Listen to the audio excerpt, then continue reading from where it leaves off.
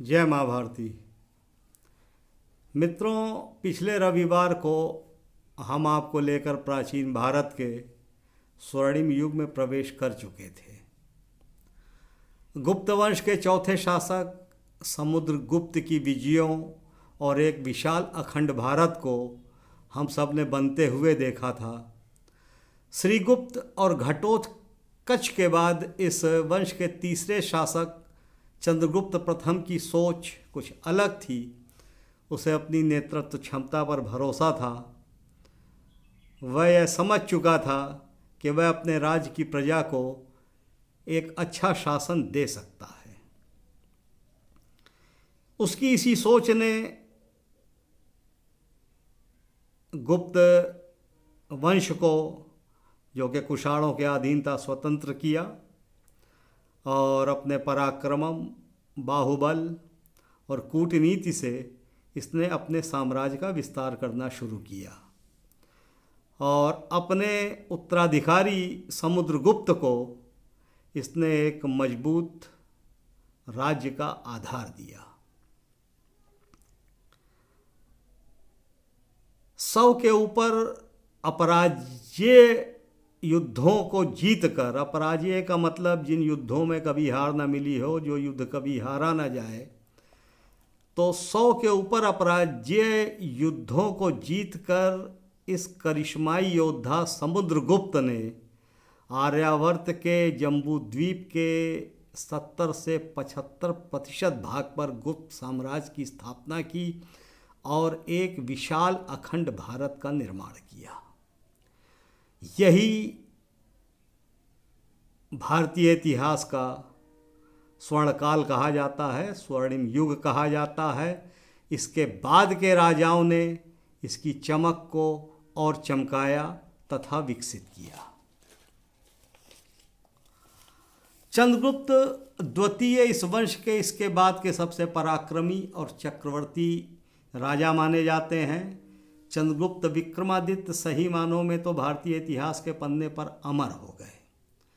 चंद्रगुप्त विक्रमादित्य ने 380 से लेकर 412 ईस्वी तक शासन किया।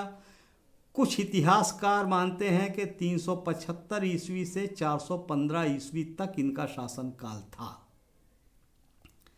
इतिहासकारों का मत है कि समुद्रगुप्त के बाद सीधी सत्ता चंद्रगुप्त विक्रमादित्य के हाथों में नहीं आई।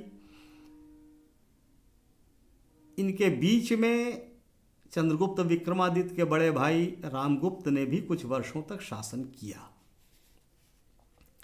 खुदाई में प्राप्त सिक्कों के आधार पर यह पता चलता है कि रामगुप्त भी राजा बने, परंतु यह एक कमजोर राजा सिद्ध हुए।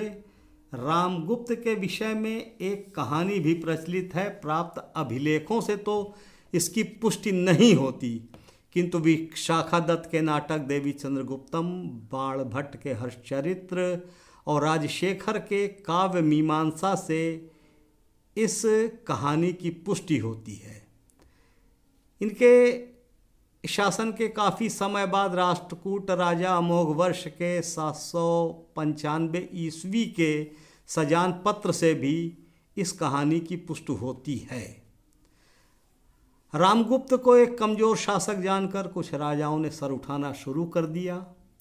गुजरात और मालवा क्षेत्र के शक राजाओं ने युद्ध छेड़ दिया, परंतु लड़ने के स्थान पर शांति कायम करने के लिए रामगुप्त ने इनके साथ एक बहुत ही अपमानजनक संधि कर ली। उस संधि के अनुसार इन्हें अपनी पत्नी ध्रुवस्वामिनी को शक राजा को सौंपना था। यह सुनकर चंद्रगुप्त विक्रमादित्य आग बबूला हो उठा।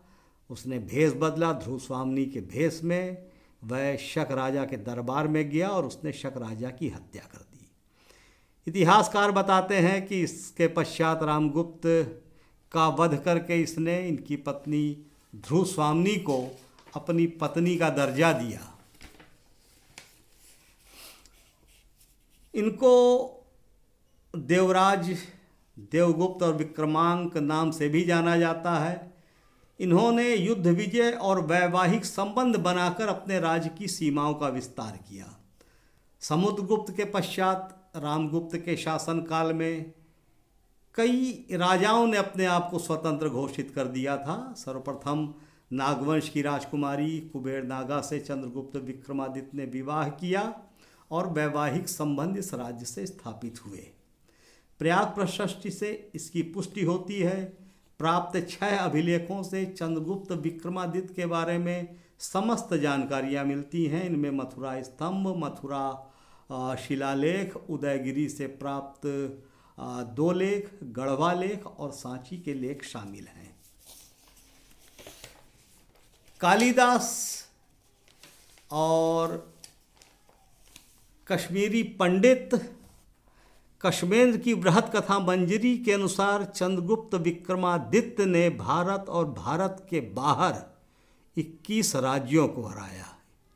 21 राज्यों पर विजय पताका फहराई और इनको पुनः गुप्त साम्राज्य का हिस्सा बनाया।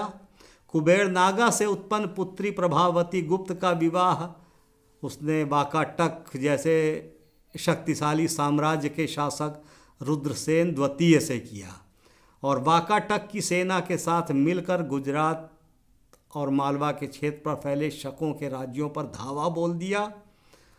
भीषण रक्तपात के बाद इसने शकों को परास्त किया और शक राजा रुद्रसेन तृतीय का वध करके उनके राज्य को अपने अधीन किया। शक राजा का वध करने के बाद चंद्रगुप्त विक्रमादित्य ने अपनी एक नई राजधानी उज्जैन में बनाई तथा विक्रमादित्य की उपाधि धारण की। अपने शासनकाल में इन्होंने परम भागवत की उपाधि भी धारण की। शकों के उन्मूलन के बाद उसने कदंब राजवंश के शासक काकुत्स्थवर्मन की पुत्री से अपने पुत्र कुमारगुप्त का विवाह किया। यह राज्य आज के कर्नाटक क्षेत्र का हिस्सा है। उस काल में यह कुंतल राज्य के नाम से भी जाना जाता था।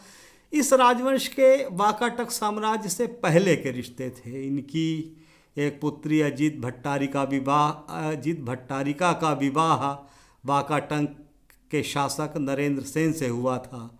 इन राज्यों पर भी प्रत्यक्ष या अप्रत्यक्ष रूप से गुप्तवंश का आधिपत्य हो चुका था।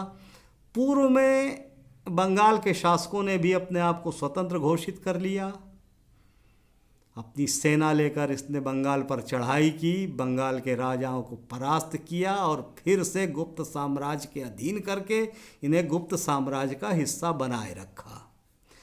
समुद्रगुप्त के समय में पश्चिम के कुछ भागों पर अंतिम सांसें गिन रहे कुषाणों ने भी रामगुप्त के कमजोर शासन को देखकर अपने आप को स्वतंत्र घोषित कर लिया था।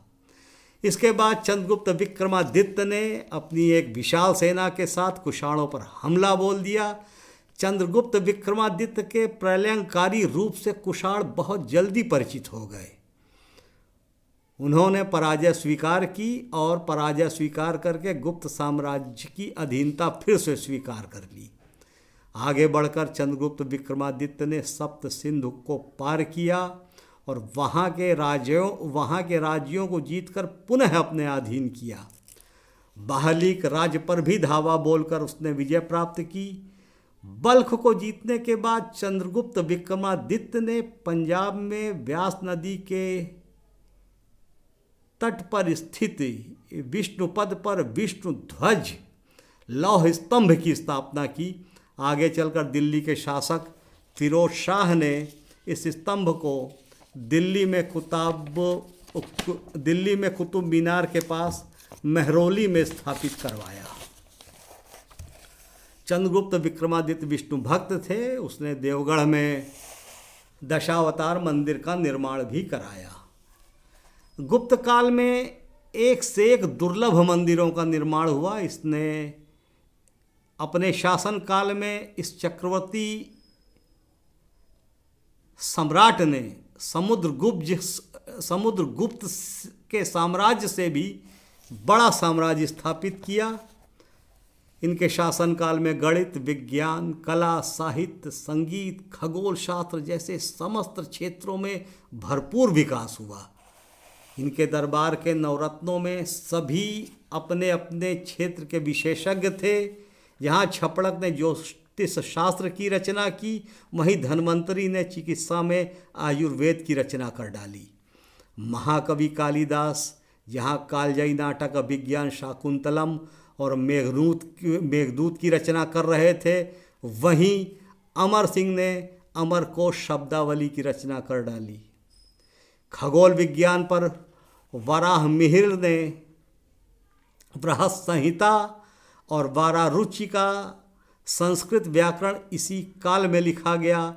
शंकु की वास्तुकला पर शिल्पशास्त्र शंकु की वास्तुकला पर शिल्पशास्त्र और हरिशेण की कविता इसी काल की उपज है। जादूगर बेताल भट्ट का मंत्रशास्त्र भी चंद्रगुप्त विक्रमादित्य के शासन काल में ही लिखा गया। चंद्रगुप्त विक्रमादित्य के शासनकाल में चीनी यात्री ह्वेनसांग भी भारत आया और 399 ईस्वी से 414 ईस्वी तक वह भारत में रहा। उसने भारत का भ्रमण किया और भ्रमण के पश्चात अफगानिस्तान गया। अफगानिस्तान से लौटते समय वह उज्जैन में आया। चंद्रगुप्त विक्रमादित्य के राज्य को इसने देखा और चंद्रगुप्त विक्रमादित्य के शासन काल के बारे में फाहियान ने लिखा है कि मध्य देश ब्राह्मणों का सुखी, खुशहाल और संपन्न देश है। यहाँ मृत्यु दंड नहीं दिया जाता, जीवित प्राणी की हत्या निषेध है, मांस, मछली, लहसुन, प्याज का सेवन नहीं किया जाता, पंछियों को पाला नहीं जाता, पशुओं और पक्षियों का व्यापार भी वर्जित है। वैदिक धर्म यहाँ का प्रथम धर्म है, परंतु इनके शासनकाल में, इनके राज में जैन धर्म और बौद्ध धर्म का भी बराबर का सम्मान है। निसंदेह यह काल भारतीय इतिहास का स्वर्णिम काल है। एपिसोड शुरू होने के पहले ही मैंने बताया था कि चंद मिनटों में इतने महान प्रतापी राजाओं की गौरव गाथा को समेटना आसान नहीं है। कोशिश कर रहा हूँ। शुरू में मैंने यह भी बताया था मित्रों के गुप्त साम्राज्य हम 3 एपिसोड में ख़त्म करेंगे, परंतु मैं क्षमा चाहूँगा, अभी एक एपिसोड और लगेगा, क्योंकि इसके बाद 2 और प्रतापी राजा इस राजवंश में हुए, कुमारगुप्त और स्कंदगुप्त। समुद्रगुप्त और चंद्रगुप्त विक्रमादित्य जैसे प्रकाश पुंज के आगे इसकी चमक फीकी जरूर पड़ गई, परंतु थे इस वंश के यह भी प्रतापी राजा। अगर इनके बारे में आपको ना बताया गया, जानकारी ना दी गई, तो भारतीय इतिहास का अपमान होगा और इन प्रतापी राजाओं का अपमान होगा। तो इनका अपमान ना करते हुए अगले हफ्ते रविवार को हम मिलेंगे एक बार फिर से गुप्त साम्राज्य के कुमारगुप्त और स्कंदगुप्त को लेकर। धन्यवाद मित्रों, मिलते हैं अगले रविवार को।